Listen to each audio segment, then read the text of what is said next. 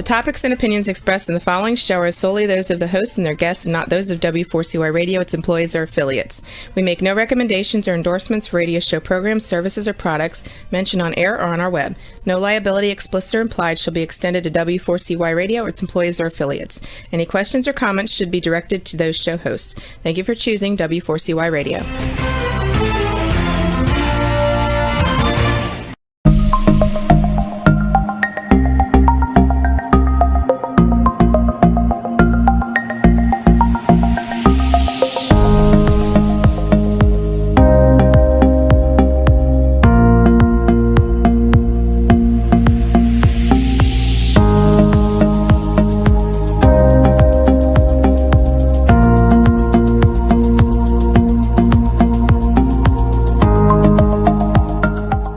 Good evening, everyone. Good evening, everyone. Welcome to Triversity Talk. I almost said Triversity Host, so that we see where this interview is going we're tonight. The hosts. Exactly. We're the hosts. I just get ahead of myself sometimes. Who are you? My name's Stephen Bloomer Teague. Oh and what's your name? Who am I? I'm Wendy Stewart Kaplan, and I'm really happy to be here tonight.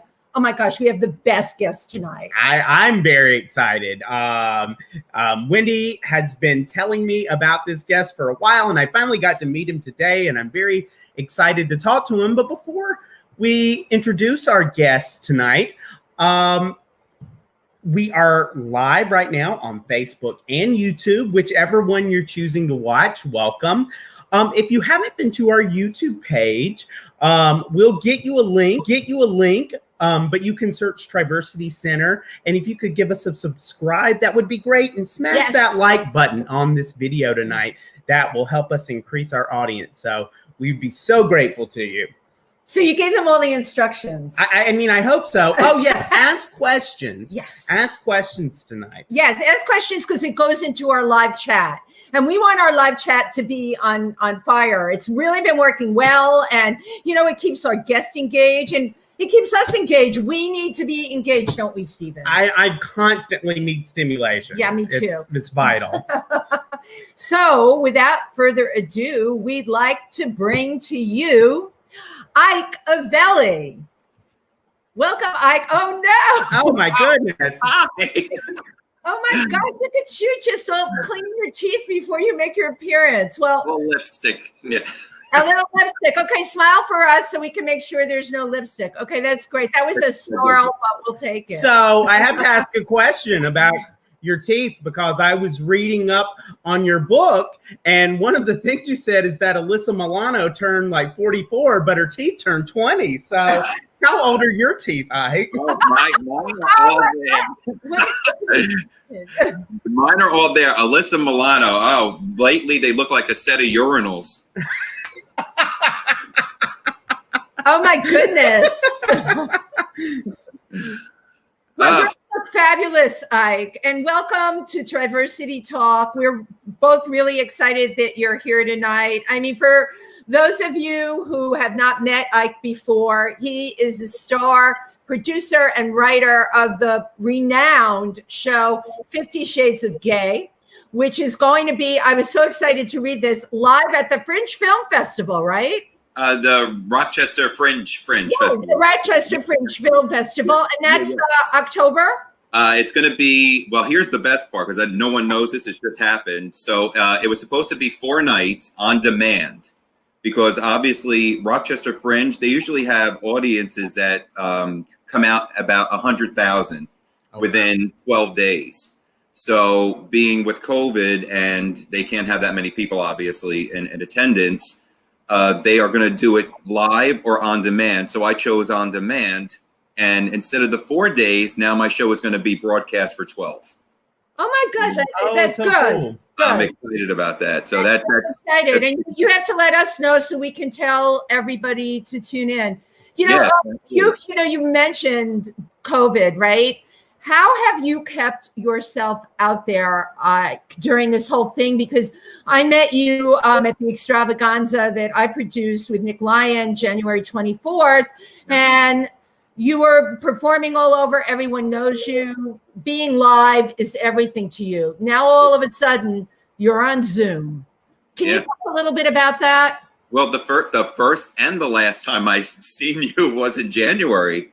Yes. And that was one of the most incredible ways to exit out of. None of us knew that a pandemic was coming, though, did we? I had a feeling that night, and Stephen, you were there. This amazing feeling came over me that something incredible was coming my way. Yeah. Oh my God! Right? Who knew? It sure did. But Who knew? as a performer, I mean, you know, our worlds got turned inside out and upside down. So I'd like to know your initial reaction when everything got shut down and how all of that affected you and how you decided you were going to keep your career going forward. Well, first, you know, I was upset because Ricky Martin was not around to experience this with. I'm so sorry for you. That's terrible. Sorry. Yeah, I was waiting for the ahs and the oohs. Yeah. Oh, yeah. So January, I usually start planning out the cities for the year for 50 Shades of Gay. And usually I'm good to go for about 6 months. And when February came, the news of obviously the pandemic, the COVID was coming up, didn't have any idea that we would be shutting down in March. And April, May, June, and June is when I start usually touring. I was supposed to be out in Chicago, Miami. He's all over. We were going to be all over, and soon enough, everything started coming in, postponed, reevaluating. We were supposed to do Palm Springs, postponed, and I, like you, Wendy, decided, well, we can't just stay there laying down. We have to do something. So I created Live in Bed with Ike Avelli. That was April 18th. Wow, that was April 18th. So you really sprung into action. You probably thought about it before you produced it? Yeah, I did a couple of test things just to see if it would work and how many people would tune in. And then I thought, no, let's have a little Tonight Show kind of deal where we have a bunch of guests come on, like singers, drag, authors, television stars. And then it started blowing up. You know, as the pandemic grew, nobody was going anywhere. So it was a perfect opportunity to still perform and still do something. Wasn't as great as being on stage, but I still had the audience there on Zoom. And you could still see their reactions. A couple of Zoom bombers, as Wendy will, attest to. Oh my gosh, we had pornographic Zoom bombers the night. Well, I hope it was good porn. It was Judy, and I didn't get what was happening. I had heard about Zoom bombers. You and I talked about it. Well, because the first time I had heard about it was because we started doing like weekly events with Triversity, and some other centers were reporting that people were bombing and like homophobic content and things like that. So that was the first I had heard about it. But this was the first direct experience when Wendy was describing what happened on your show. I mean, I have to say, I'm not going to lie. It was the most action I had in a long time. Those guys were really buff. They were big. I'm telling you. I'm like, oh, God. I'm like, jealous. Hurry up. End the pandemic. But oh, you wanted it to be Ricky Martin. Come on. Yeah, I did. And I know I have it all planned out, Wendy and Stephen. You know, if Ricky decides he's ever going to knock on my door, I have a nice boarding school for his children to go to. We'll be set.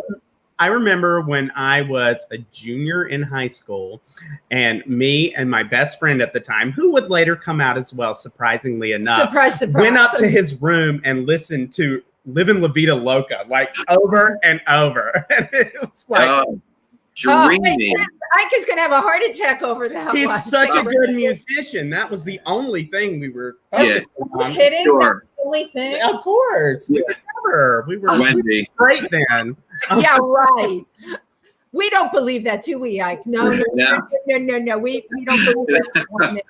Oh, God. Ike has a really fabulous book. I encourage you all to get A Year in the Life of Ike Avelli, and It Ain't Pretty. And it's a journal, memoir kind of book of what a year in his life being a comedian was like. The ups, the downs, the highs, the lows. And one of the threads, and I was talking about this with Stephen, the comedians that influenced you. Can you talk a little bit about that? that actually started, believe it or not, my grandfather was a huge fan of comics, and he used to listen to the old comics like Myron Cohen. I don't know if you guys I know the name, of course, right. Yeah, hysterical. He used to tell a story before he got to the joke, which I loved. He loved Red Fox, Richard Pryor, George Carlin, Rodney Dangerfield, and I listened to them and I would laugh. You know, I was young. I was probably like 9 or 10, but I was bigger, and I am even, you know, with singers on female performers. So I don't usually get male comics, but I do understand female comics. And I know it sounds crazy, but Tell us some of the female comics. I love the fact that female comics like Joan Rivers obviously broke the grounds. Toady Fields, Phyllis Diller, they, to me, were doing things that were outside of the box that men were doing. Men were always performing, but they were saying the same jokes. They were talking about the same things. Women went outside the box. They weren't afraid to break the barrier. And that's what got me into comedy. Even the singers, Barbara Streisand and all the Patti LaBelle's, the big singers. I love female singers because they show more emotion. You know, they go up, they go down, they can belt, and not so much today, but. Now, as an LGBTQ comedian, did you feel your own need to break the mold? Who were your predecessors and what were you trying to accomplish, you know, in the field? Well, Sandra Bernhard, we love her. Loved her. And she's one of the reasons is Joan Rivers, Whoopi Goldberg, but Sandra Bernhard, I just loved the way she put an eclectic show together. It was singing. She would do storytelling, jokes, and they were great. And that's kind of what my show it goes towards. I was a big fan of Carol Burnett, another woman, back in the day. Yeah. And when I was a kid, I said one day I would do a variety show, and never thought it would take 40 years to get there. But I love it. And Sandra Bernhard for the LGBTQ, she broke ground on so many levels. And for me, when I started doing open mics, it was a lot of straight bars.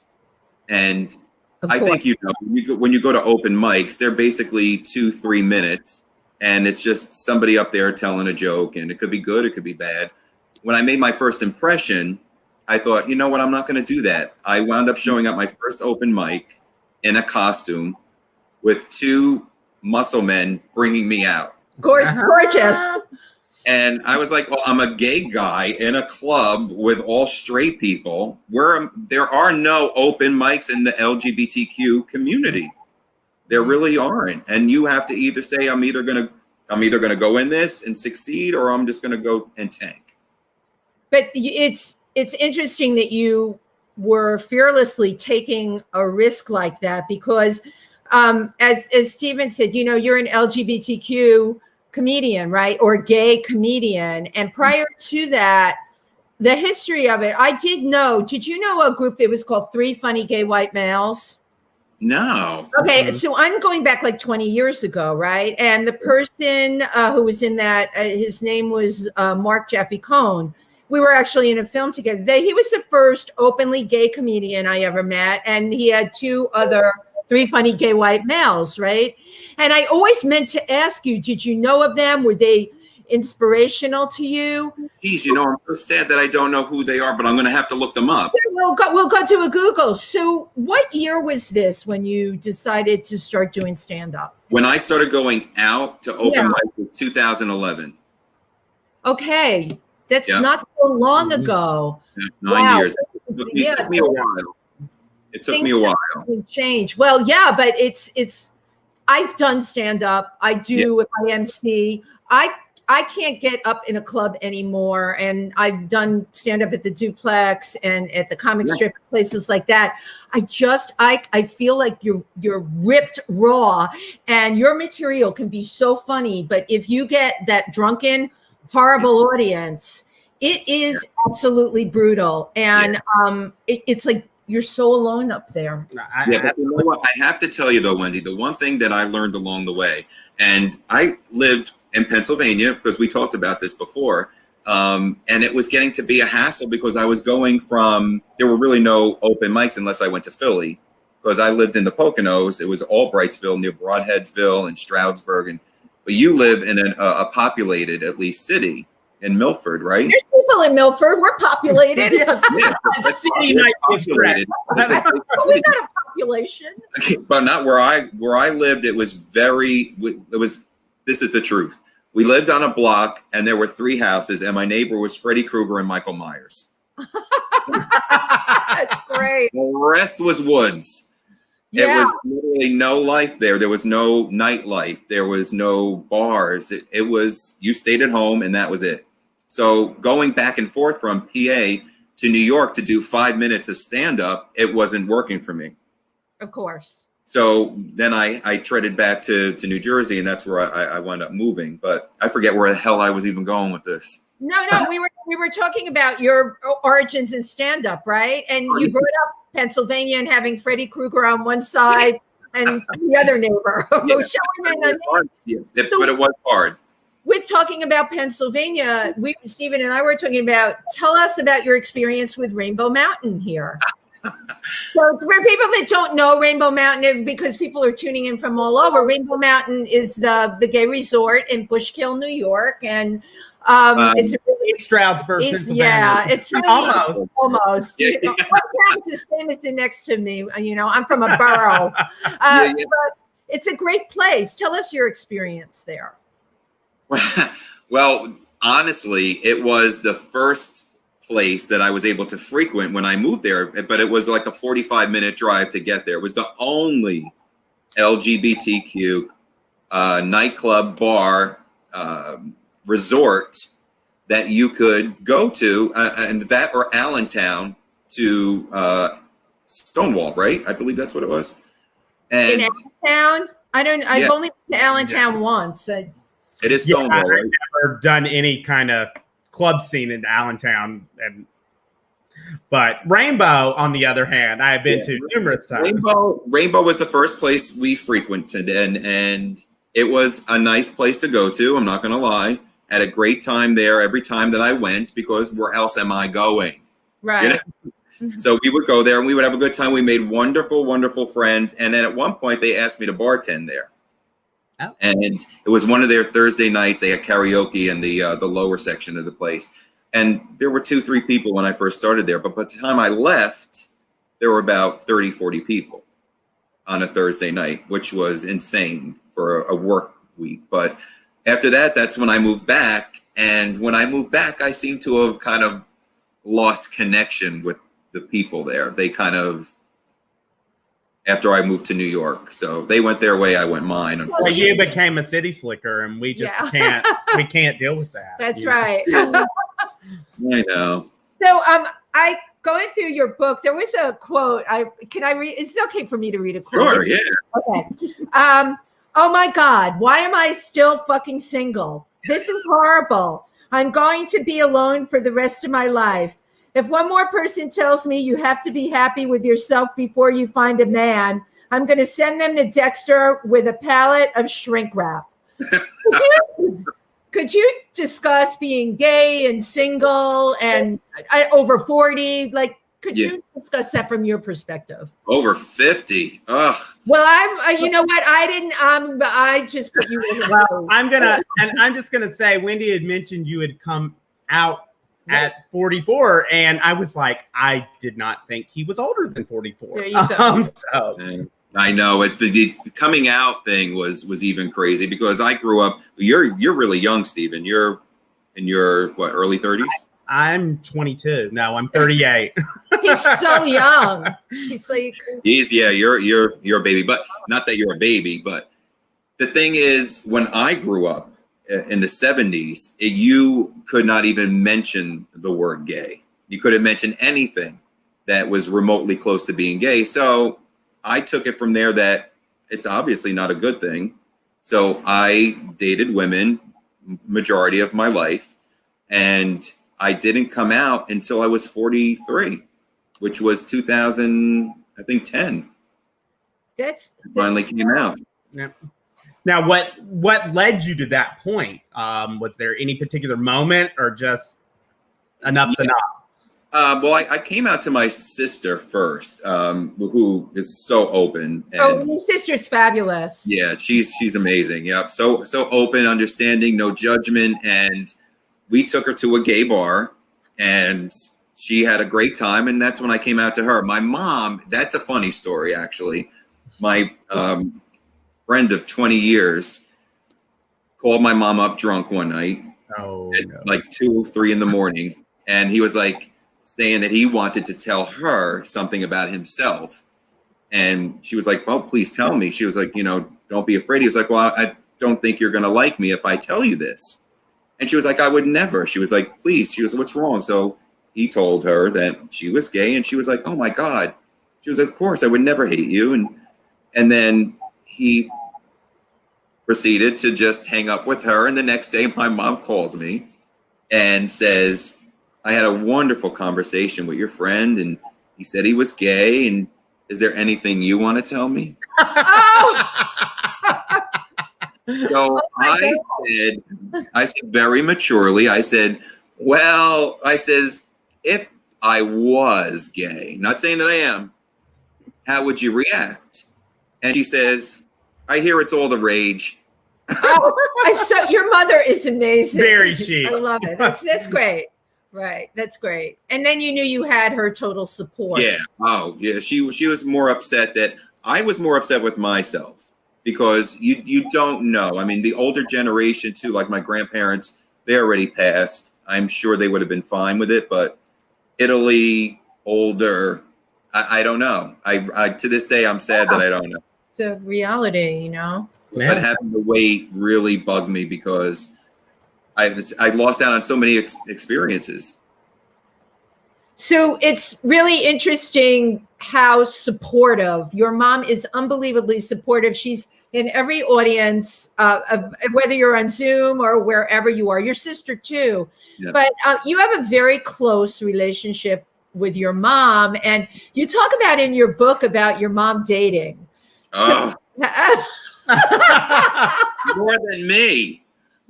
Are you jealous that your mom has more dates than you? Yeah. My mom's 77, getting more action than me. Isn't that just like, work? Kill me now. Right. It's harder for a gay man. I mean, the websites that we have, the apps.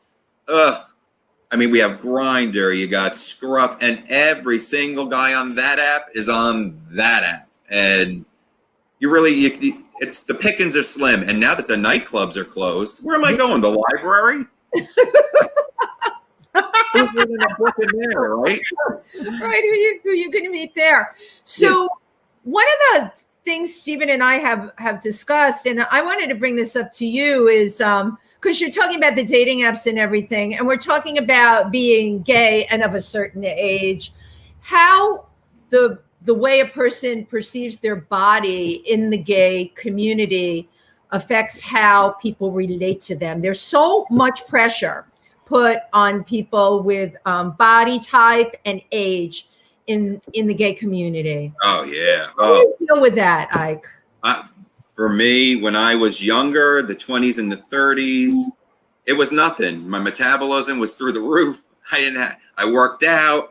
Now, forget it. I mean, I don't want to say I'm embarrassed, but to go to a nightclub or a bar now, and you got all these kids in their 20s and their 30s.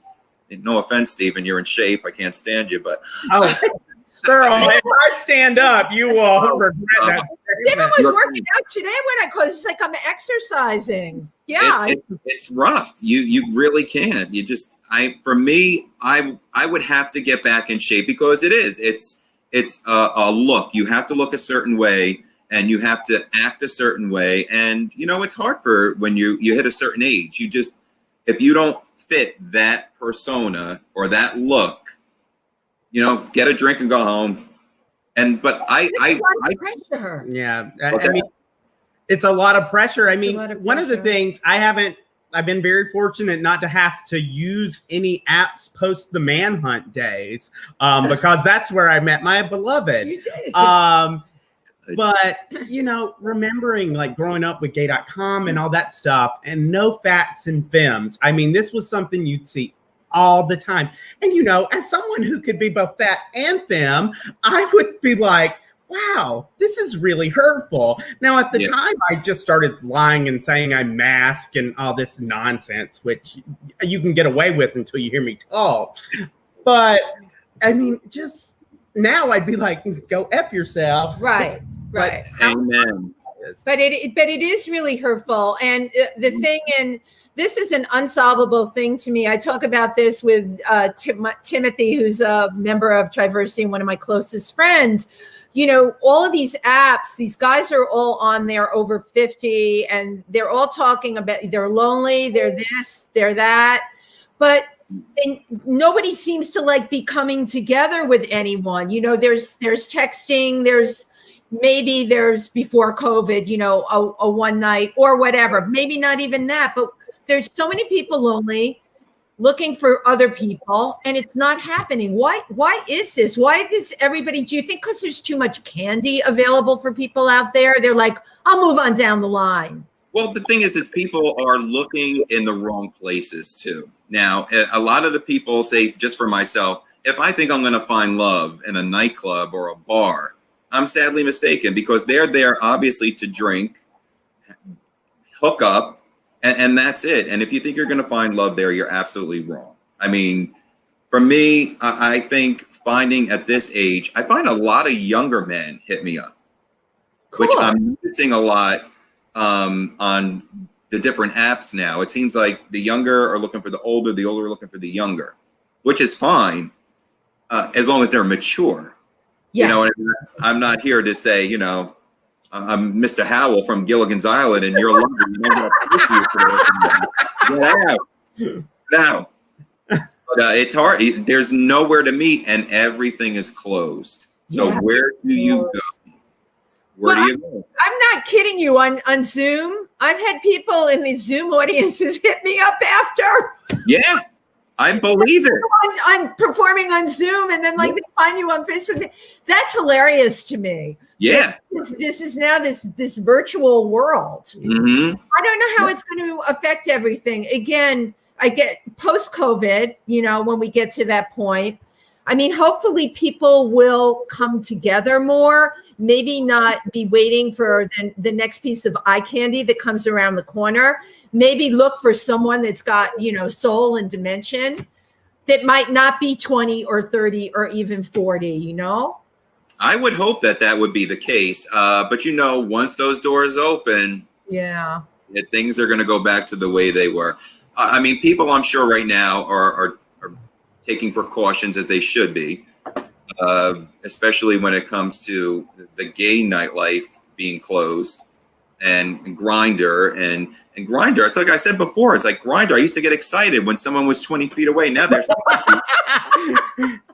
and now I'm like, put on your mask.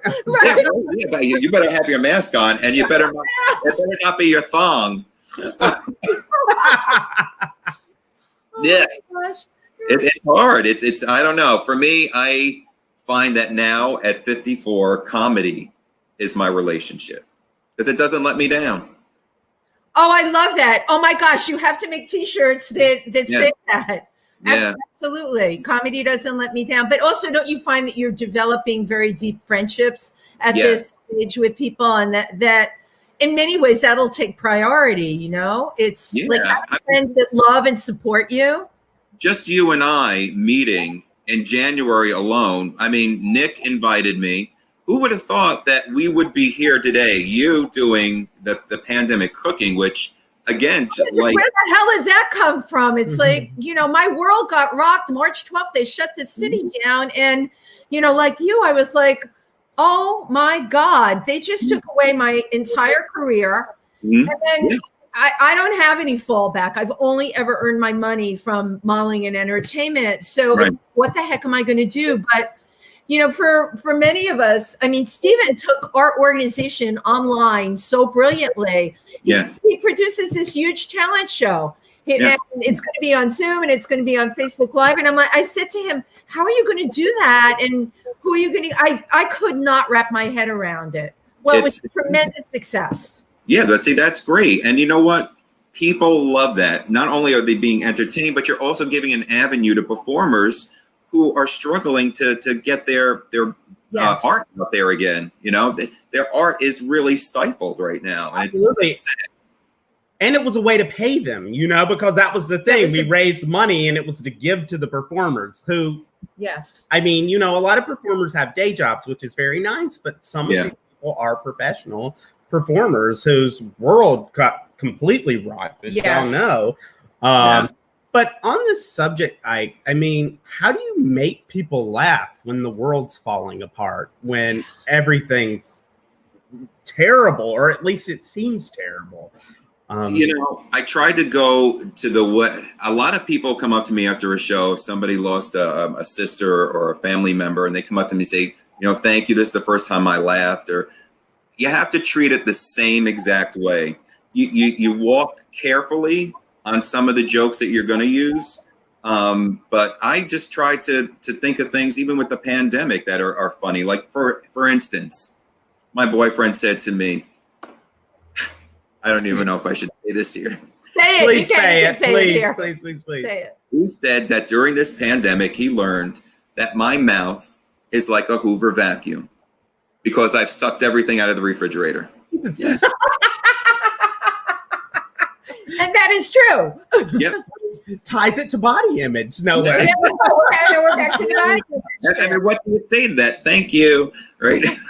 I tell you, the one thing I have noticed from the pandemic is there are two types of couples. There are the couples that increase by about 30 pounds, and there are the couples that decrease by about 30 pounds because some people were like, oh, COVID, I'm going to take everything seriously. And then you had people like me who were like, let's eat everything.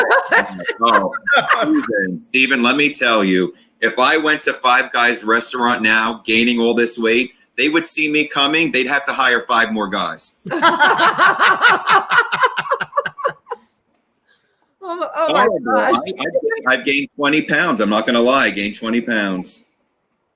Well, listen, we're going to all move past this, you know, and speaking of moving past, like, could you go into a little bit of detail about your show, 50 Shades of Gay? Because other than what we did on Zoom, the live show, I never was privy to see. I didn't even know you then. So I know, but we know each other now. So yeah. But hopefully this will open up again, because I was doing 50 Shades of Gay started when I was trying to come up with an idea for Gay Pride in New York City, 2015. Okay. And I was watching the television and a 50 Shades of Grey trailer came on. And I'm sitting there, I'm thinking, oh my God, 50 Shades of Gay, duh. Right. So I came up with that idea, and then we put together a variety show for Pride. But here's the funny part. The night before the Supreme Court marriage equality had passed. The next day, there was a line to come see the show. We sold out, and the show has been good to me for 5 years now. We have been traveling and selling out little cabaret theaters, no big stadiums, obviously, but we're having a blast, and we have all different performers from near and far, from Vegas, from Atlantic City, and Florida, and Rochester, and they all come out and they perform, and there's no drama. Which is the best thing, right? No drama.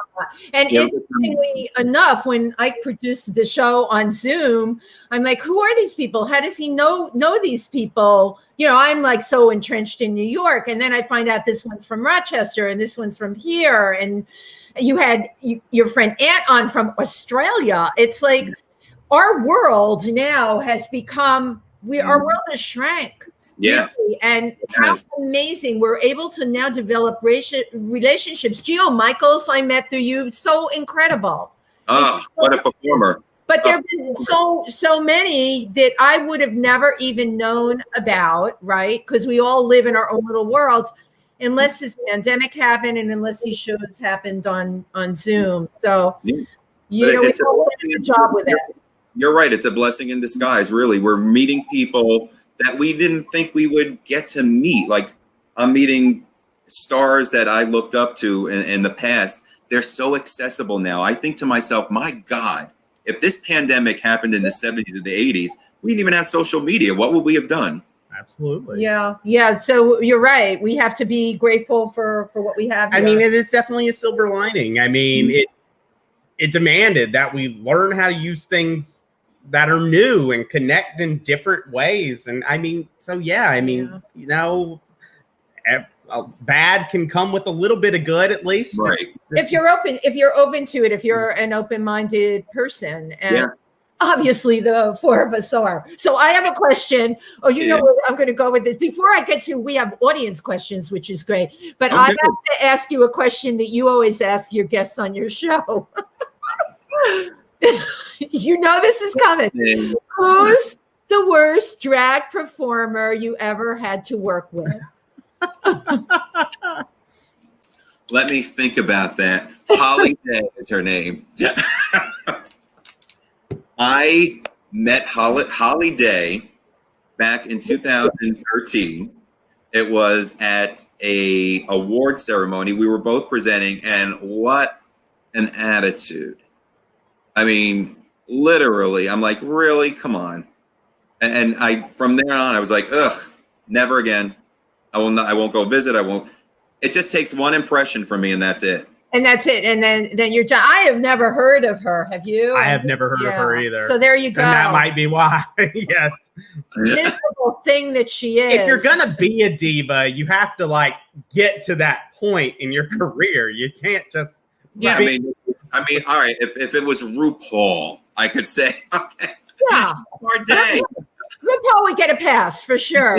Yeah. Right, you're right. But I remember that moment, and I don't forget it. It's like burned, and I don't forget it. It's like even when I met Roseanne, she was such a I can't even say it.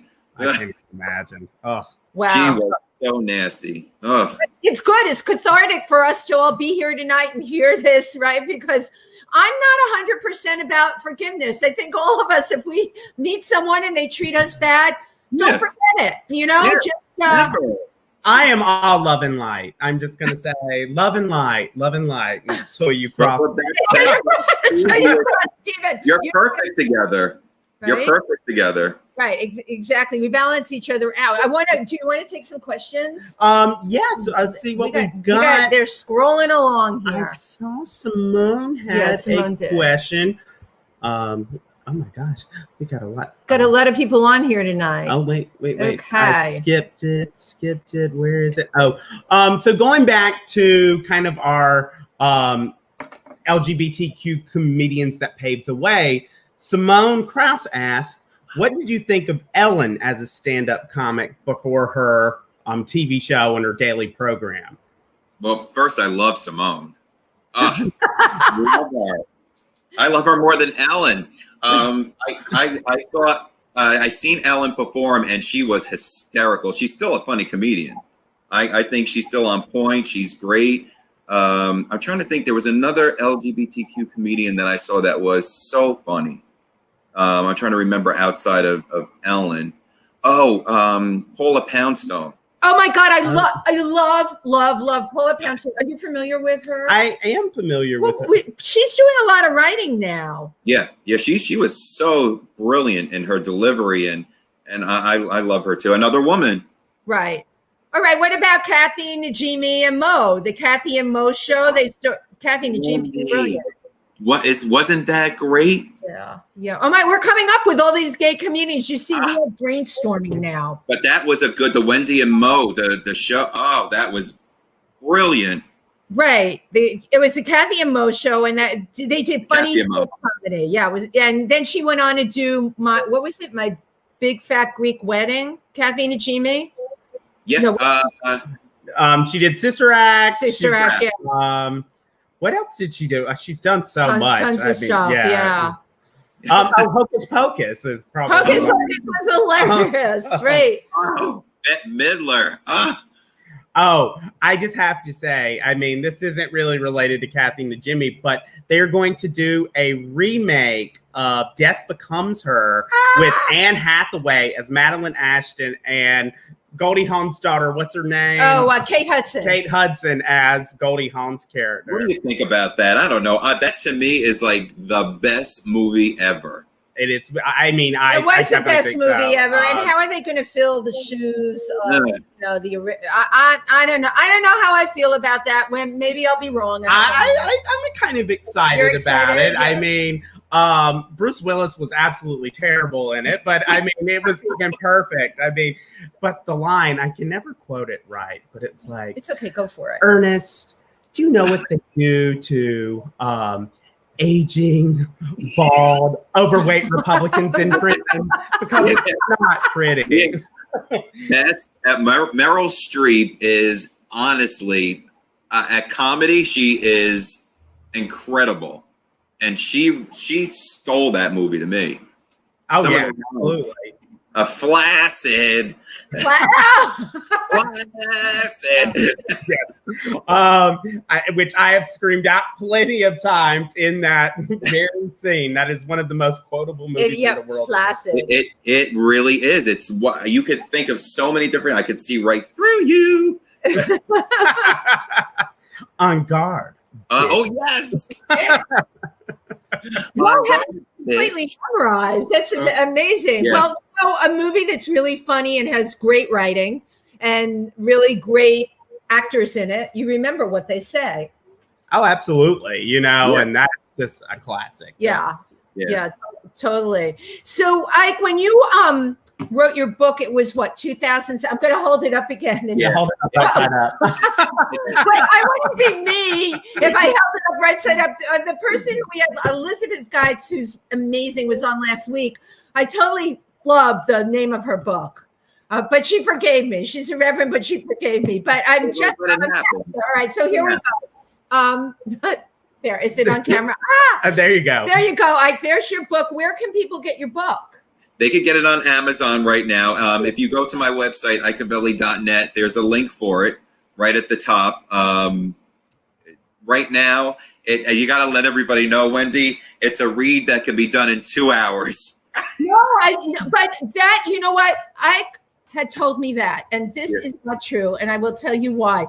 If you really want to savor what he goes through in the year of 2017. Oh, thanks. Let's face it, honey, it wasn't your greatest year, right? No, yeah. All of us can relate to, though. That's life. Wow. We all can have a crummy year like that. So I kept it by my bed. It was like Ike and I were in bed together. Look, we all had our heads on the pillow. We've been doing that for a while, Wendy, for the last couple of months. I tell you, you've got to write a year in the life of Ike Avelli 2020, because that will be a bestseller. I was thinking of doing the 50 Shades of Gay from the time I created it till present day, and that's genius. Oh yeah, that's fabulous. Yeah, I was going to ask you going forward, like what kinds of things that you want to share with us that you're working on. Well, believe it or not, like you, Wendy, we are creating. We have to. I mean, we are going to be prepared, because when this opens up, we're going to knock the socks off of people. Oh, you better believe it. That's what we're meant to do. And 50 Shades of Gay, the 5th anniversary, was supposed to come out a few weeks ago. Unfortunately, Nick Lyons' birthday. Nick Lyons. Birthday. And unfortunately, New York City was supposed to be in phase 4, but they cut indoor dining and performing out for phase 4. So we're still waiting. So I have 50 Shades of Gay 5th anniversary, and I have, God willing, I wrote a Christmas show. It's my 4th one, and this one it's going to be me as the baby Jesus. Are you kidding? Yeah. We're going to be 2 drag queens, and the title of the show is Mary, What Child Is This? Oh my God, that's so funny. So you're working on the Christmas show now. I'm hoping I can put it on. Well, but even if that is really something for us to look forward to. The title alone would make me want to go see it. Yeah, but 50 Shades of Gay is going to be coming to the Rochester Fringe. This will be my 4th year. Unfortunately, I'm not going to be there, which kind of stinks, because if you ever have the opportunity to go out and see a Fringe festival, you have to go to Rochester. It's 12 days, 500 different shows, and it's eclectic and so amazing. And I think, Wendy, you and I should put a new show together and maybe bring it out there. Well, I totally want to put a new show together with you, and we're going to keep cranking out. We're going to put our creative energy together. What's so funny is when I started performing on Ike shows in April, this show didn't exist. And I mean, like, here we are tonight, which shows you, and this is meant to inspire people out there. You know what? You don't give up on your dreams. If someone tells you no, you move ahead with yes, and surround yourself with really great people. Honestly, from the time I met you, January 24th, and then the next time I saw you was on Zoom. Okay, how bizarre is that? But I love what you said. I love what you said. Surround yourself with positive people. Yes. You know, those are the people. Believe that. You know. Yeah, you have to. Some people unfortunately don't, but you know what? Those that are like that, we just have to cut them out, like the festering sore that they are. Oh, it's starting to come out. Love and light, love and light, love and light, love and light, love and light. I want to know what you've been doing to keep in shape during the pandemic. Don't go there. Come on. I know you're doing something. Well, I will be honest with you. I started today. I don't know what came today. 6 months later, I decided I'm going to go in my garage, get out my bike, and I decided to ride around the whole neighborhood. And I'm going to start doing that every night. I'm going to start doing that too, right? Well, that, Wendy, and the fact that I have to get a Nick Lyons jacket that he bought me. Oh, yeah, right. I know it's a little tight on you right now, right? Okay, you're busting out of it. But how motivating to have a beautiful, it's sequins, right? Yeah. Red sequin. That's stuff. fantastic. Yeah, he's amazing. No, I tell you, I went to Fire Island about a month ago, and it's kind of like 7 concentrated days, and of course that's the self-image capital of the world. But I was like, I'm going to start a walking routine, and Fire Island beaches are not to walk on a good day. So it was like my back was on fire, and I was like, okay, this is ridiculous that I cannot walk on a beach. So that was really the motivation. So that did it for you, huh? Yes. Well, you know what? Whatever. Listen, all of us can be healthier. We can all work on our mental state, our physical state, in terms of making us healthier as people. And if this makes you healthier as a person, excellent, right? Absolutely. Yeah. If you were able to come out of this with a positive outlook, kept your mind clear, and be creative, and still look forward to 2021, then you're already ahead of the game. You're ahead of the game. I have to tell you, we had a lovely comment from Mary Weber Krause that your book is like a Bible.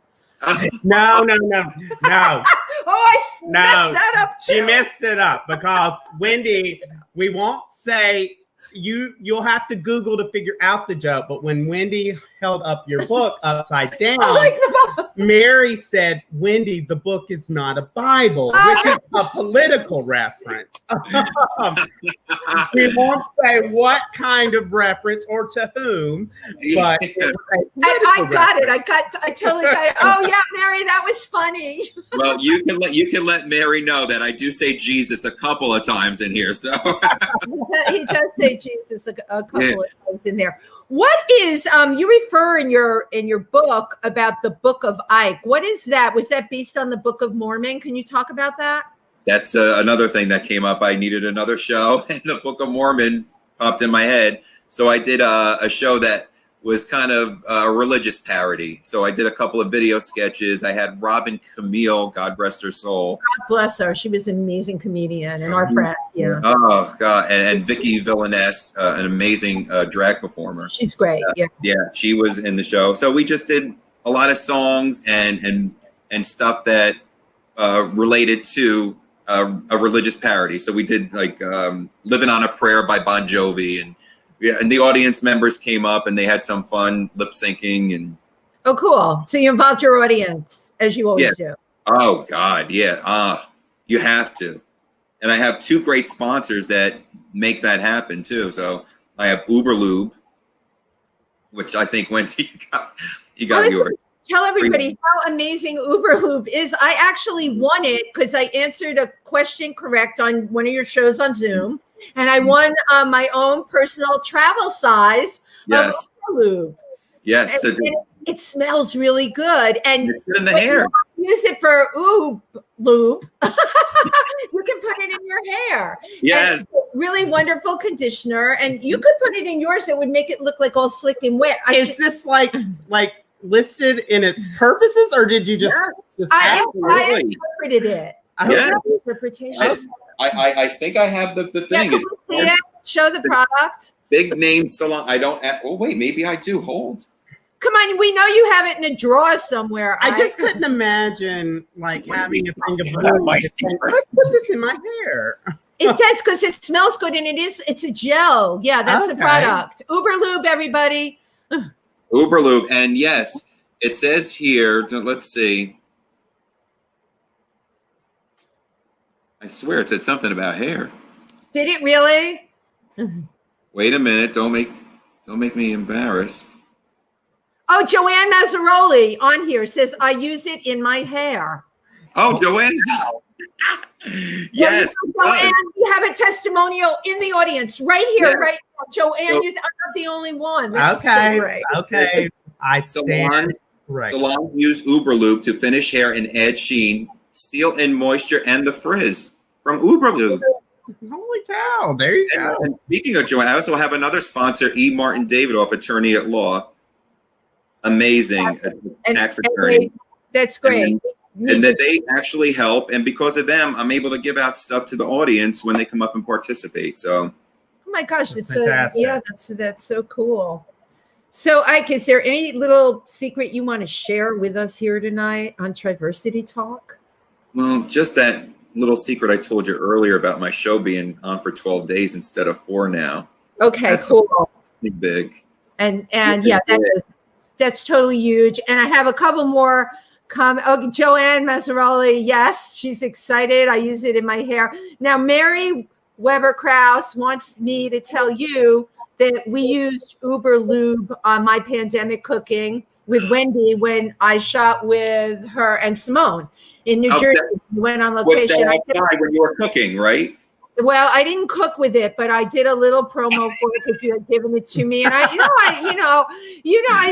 we don't all get out there and spread this joy, spread the information, and Lord knows, find a really great product that can be used both as a lubricant and a hair gel. How many products out there can say that? And that's amazing. I'm telling you, so many different things. I mean, I could probably use it on the chain on my bicycle. There you go. A motivation to ride. Do we have any questions that we want to check out, or questions, comments, or anything? Okay. I think Richard, he wrote Jesus. I think that was probably related to when I mentioned we met on Manhunt. Okay. We'll go back. Belinda's in Australia. So she tuned in. Hi from Australia, Belinda. Hi. We love Australia. All right. Okay. Ike, this is I knew we would have such a great time with you tonight. Thank you for being here. Absolutely. Thank you. I adore the both of you. I really do. You're great hosts and so much fun, really. We're fun. Yeah, Stephen, we're like so fun. I look forward to seeing you in the flesh. Not in the biblical sense at all. I mean, in October, but we'll do something online before then. That would be really cool. Also, we have to meet up in the city for sure. Yeah. What do you do in Labor Day? Labor Day, I have a couple of things. I'm going to a barbecue next door. Yeah. And my sister as well is doing something. That's nice. Keeping it local, keeping it small.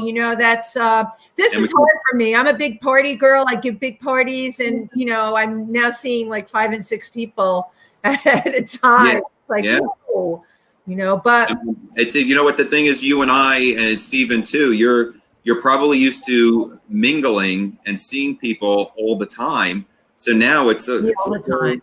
Yeah, I talk to strangers on the street with my mask on. They think I'm a lunatic. I just have a dog with me when I do that. It makes me look not so crazy. It makes me if I have it with me, I just look like a dog walker. Yeah. Right. Thank you. Yeah. We had so much fun tonight. I honestly did, and I hope we could do it again. Absolutely. We'd love that. And a little comment here that I want you to hear before we sign off from Timothy Moreland. Love your Saturday shows. Thank you, Timothy. Watch them faithfully. And Timothy, I hope you heard our little discussion on gay dating over 50. I wanted you to hear that. Belinda, there you are. She says, good day. Good day. And we'll say good night. Good day. Good night, everyone. Good night, everyone.